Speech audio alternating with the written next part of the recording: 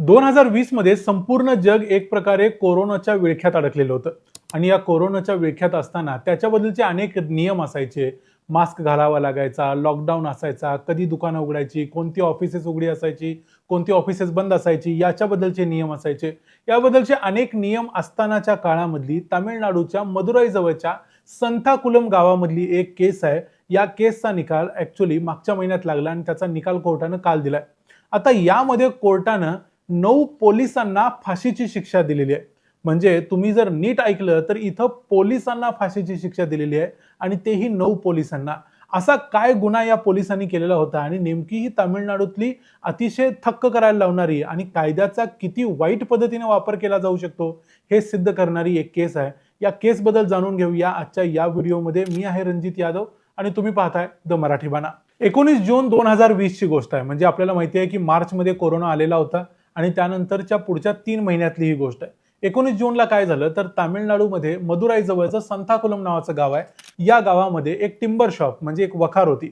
या वखारीचा जो मालक होता पी जयराज, या त्याच्या वखारीमध्ये होता. त्यावेळेला पोलीस त्याच्या वखारीमध्ये गेले आणि त्यांनी त्याला दुकान बंद करायला लावलं. यावेळी पोलिसांनी असं सांगितलंय की त्यानं दुकान ठरलेल्या वेळेपेक्षा जास्त वेळ चालू ठेवलं होतं. त्याच्याबद्दल पोलिसांनी त्याला कैद केलं. पोलीस त्याला अरेस्ट करून घेऊन गेले आणि पोलीस स्टेशनमध्ये जाऊन या जयराजला, ज्या 58 वर्षाचा हा माणूस होता, याला पोलिसांनी बेदम मारहाण केली. याला मारहाण का केली हे विचारायला जयराजचा मुलगा 31 वर्षाचा बेनिक्स नादार हा पोलीस स्टेशनमध्ये गेला आणि तिथं जाऊन तो पोलिसांना हे विचारायला लागला की माझ्या वडिलांना का तुम्ही अटक केली आणि त्यांना मारहाण का करताय.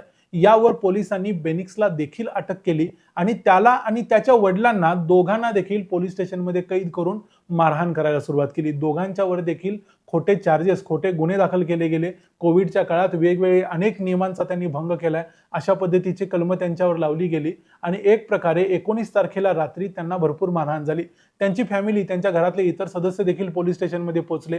तिथं या लोकांना त्यांना भेटू दिलं नाही. त्या लोकांना हे कळत होतं की आतल्या बाजूला आपल्या घरच्या 2 सदस्यांना मारहाण होते आहे, पण तरीही बाहेरच्या लोक काहीही करू शकत नव्हते. यावेळी तिथं असणारे पोलीस इन्स्पेक्टर एस श्रीधर आणि रघु गणेश या दोघांनी आणि त्यांच्याबरोबर असलेल्या 8 जणांनी मिळून, एकूण 10 जणांनी मिळून अतिशय घृणास्पद अशा प्रकारची मारहाण या दोघांना केली आणि हे दोघं अतिशय जखमी झाले. यांना दोघांना केलेली मारहाण इतक्या वाईट पद्धतीची होती की त्यांचा जो रक्तप्रवाह होता तो थांबत नव्हता. त्यांच्या शरीरात 17 आणि 13 अशा दोघांना वेगवेगळ्या जखमा झालेल्या होत्या. त्यातून मोठ्या प्रमाणावर रक्तप्रवाह होत होता आणि यामध्ये त्यांचे कपडे जवळजवळ 6 वेळा बदलण्यात आले.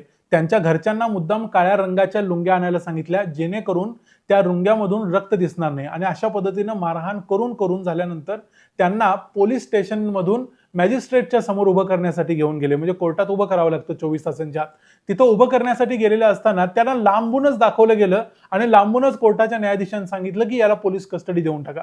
म्हणजे पोलिसांनी कस्टडीची मागणी अजून देखील केलेली आणि पोलिसांचं म्हणणं असं होतं की पोलिसांशी कसं वागायचं, पोलिसांच्या समोर कसं लायकीत राहायचं हे तुला शिकवतो, असं म्हणूनच पोलीस त्यांना घेऊन गेलेले होते. आणि तिथं जाऊन मॅजिस्ट्रेटनं देखील पोलिसांना जे हवं ते केलं. लांबूनच दोघांना बघितलं आणि सांगितलं यांना पोलीस कस्टडी देऊन टाका. खरं तर त्या दोघांच्यात उभं राहण्याची देखील शक्ती नव्हती, पण तरीही मॅजिस्ट्रेटनं त्यावेळेला त्यांना परमिशन दिली आणि त्या दोघांना परत पोलीस स्टेशनमध्ये घेऊन गेले. 20 तारखेला म्हणजे 20 जून 2020 ला या दोघांना रात्रभर मारहाण करण्यात आली. सगळे पोलीस एका मागोमाग एक यायचे आणि यांना मारहाण करायचे आणि त्यांना अक्कल शिकवायचा प्रयत्न करायचे. म्हणजे पोलिसांना असं वाटत होतं की पोलिसांच्या बरोबर जे नीट वागत नाही त्यांचं असंच केलं पाहिजे. जेव्हा या दोघांना भरपूर मारहाण झाली तेव्हा लक्षात आलं की हे दोघंही मरणासन्न अवस्थेला पोहोचलेले आहेत. त्यामुळं मग पोलिसांना त्यांना हॉस्पिटलाइज करायला लागलं. दोघांना ऍडमिट करण्यासाठी ते घेऊन गेले हॉस्पिटलमध्ये. तिथं गेल्यानंतर बेनिक्स जो 31 वर्षाचा होता त्याला भरपूर मारहाण झालेली होती आणि त्याचं 22 जून 2020 ला निधन झालं. तो हॉस्पिटलमध्ये मेल्यानंतर या पोलीस स्टेशननं मग त्यांच्या घरच्यांना कळवलं. घरच्या लोकांनी तिथे येऊन दंगा केला.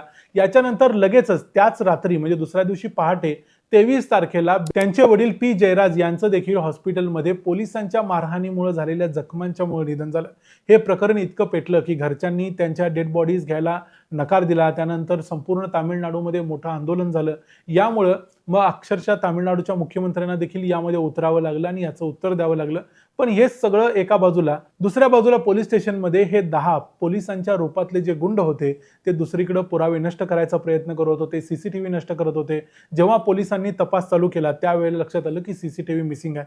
तेव्हा कोर्टानं स्वतःहून हे प्रकरण सुओ मोटो आपल्याकडे घेतलं आणि मदुराईचं जे सर्किट बेंच आहे त्यांनी सांगितलं की ह्या प्रकरणाची तपासणी आता सीबीआयनं केली पाहिजे. म्हणून 28 तारखेला जून महिन्याच्या त्याच वर्षी हे प्रकरण सीबीआयकडे दिलं गेलं आणि सीबीआयनं पुढच्या 3 महिन्यात या प्रकरणाचा तपास केला आणि सीबीआयच्या लक्षात आलं की कोणत्या पद्धतीनं, किती ब्रुटली या 2 पितापुत्रांना या पोलिसांनी मारलेलं होतं. सीबीआयकडे हे प्रकरण आल्यानंतर सीबीआयनं भलेही सीसीटीव्ही मिटवले गेले असतील किंवा छोटे मोठे पुरावे पोलिसांनी नष्ट केले असतील, तरी सीबीआय तिथं आल्यानंतर सीबीआयला जे काही सॅम्पल्स मिळायचे होते ते त्या टॉयलेटमध्ये मिळाले, या पोलिसांच्या काठ्यांवरती मिळाले. याशिवाय पोलीस स्टेशनमध्ये इतर अनेक ठिकाणी त्यांच्या कपड्याचे डाग, त्यांच्या रक्ताचे थेंब वगैरे पडलेले होते. या सगळ्या गोष्टी पोलिसांच्या लक्षात आल्या आणि त्याचे DNA सॅम्पल्स पोलिसांनी टेस्ट करून घेतले, म्हणजे सीबीआयनं टेस्ट करून घेतले. आणि त्यानंतर सीबीआयच्या देखील लक्षात आलं की पोलिसांनीच अतिशय वाईट पद्धतीने या दोघांना मारहाण केलेली आहे आणि त्यामध्ये त्यांचा मृत्यू झालाय. त्यांना कोणताही आजार नव्हता किंवा काहीही झालेलं नव्हतं. त्यामुळे पोलिसांची मस्ती सोडून याच्या मागे दुसरं काहीही कारण नव्हतं. म्हणून अखेर सीबीआयनं सप्टेंबर 2020 मध्ये चार्जशीट फाईल केली आणि त्यामध्ये सांगितलं की हे 10च्या 10 पोलीस याला जबाबदार आहेत. आता या 10 जणांच्या पैकी 9 जणांना 23 मार्चला मदुराईच्या डिस्ट्रिक्ट कोर्टानं, तिथले जज आहेत जी मथुकुमारम, यांनी या 9 जणांना फाशीची शिक्षा दिलेली आहे. आता या फाशीची शिक्षामध्ये 9 जणांचं कारण नाव असायचं कारण म्हणजे 10वा व्यक्ती कोविडमध्ये ऑगस्ट 2020 मध्येच मेलाय. तो मेलेला असल्यामुळे त्याचं नाव याच्यामध्ये नाही, अन्यथा उरलेल्या सर्वच्या सर्व जणांना यामध्ये फाशीची. यामध्ये आणखी काही पुरावे आले, ते म्हणजे रेवती नावाची एक कॉन्स्टेबल त्या पोलीस स्टेशनमध्ये होती, जिला अनेक वेळा धमकी देण्याचा प्रयत्न या पोलिसांनी केला, पण प्रत्यक्षात पोलिसांनी देखील तिला प्रोटेक्शन दिलेलं होतं सीबीआयनं. त्यामुळे ती शेवटपर्यंत कायम राहिली आणि तिनं या पोलिसांनी कशा पद्धतीनं मारहाण केली वगैरे सगळं तिथं सांगितलं. आणि या सगळ्यांचा परिणाम म्हणून कोर्टानं त्या 9 जणांना शिक्षा दिली. यांच्यावरती जे गुन्हे लावले गेले त्यामध्ये खून, जबरदस्तीनं एखाद्याला कैद करणं, पुरावे नष्ट करण्याचा प्रयत्न करणं, खोटे पुरावे बनवणं, दबाव टाकणं, कट रचून काही लोकांचा गेम करायचा प्रयत्न करणं, अशा पद्धतीचे अनेक गुन्हे त्यांच्यावरती लावले गेले. आणि यामध्ये एस श्रीधर नावाचा जो इन्स्पेक्टर होता त्याला, रघु गणेश नावाचा सब इन्स्पेक्टर, याच्याशिवाय इतर 7 जण, अशा 9 जणांना फाशीची शिक्षा कायम केली. कोर्टानं इथे एक गोष्ट सांगितलेली आहे, ती म्हणजे जेव्हा तुमच्याकडे पॉवर असते त्यावेळी तुमच्याकडे रिस्पॉन्सिबिलिटी देखील असायला पाहिजे.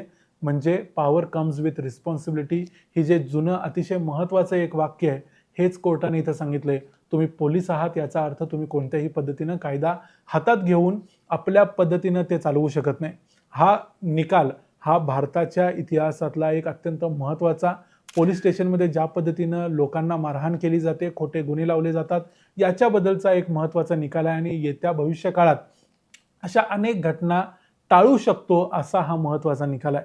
अर्थात या निकालाला हे जे आरोपी आहेत हे चॅलेंज करू शकतात, हायकोर्टात जाऊ शकतात, सुप्रीम कोर्टात जाऊ शकतात, पण ज्या पद्धतीचे पुरावे या संपूर्ण प्रकरणात मिळालेले आहेत ते पाहता हा निकाल सुप्रीम कोर्टापर्यंत कायम राहील असं वाटतं आणि राहावा असं देखील आमचं म्हणणं आहे. या संपूर्ण प्रकरणाबद्दल, तामिळनाडूमधल्या या 9 पोलिसांना दिलेल्या फाशीच्या शिक्षेबद्दल तुमचं काय मत आहे ते आम्हाला कमेंट्समध्ये जरूर सांगा. व्हिडिओ आवडला असेल तर व्हिडिओला लाईक करा, चॅनलला सबस्क्राईब करा. पुन्हा भेटू पुढच्या व्हिडिओमध्ये. तोपर्यंत पाहत राहा द मराठी बाणा. जय हिंद, जय महाराष्ट्र.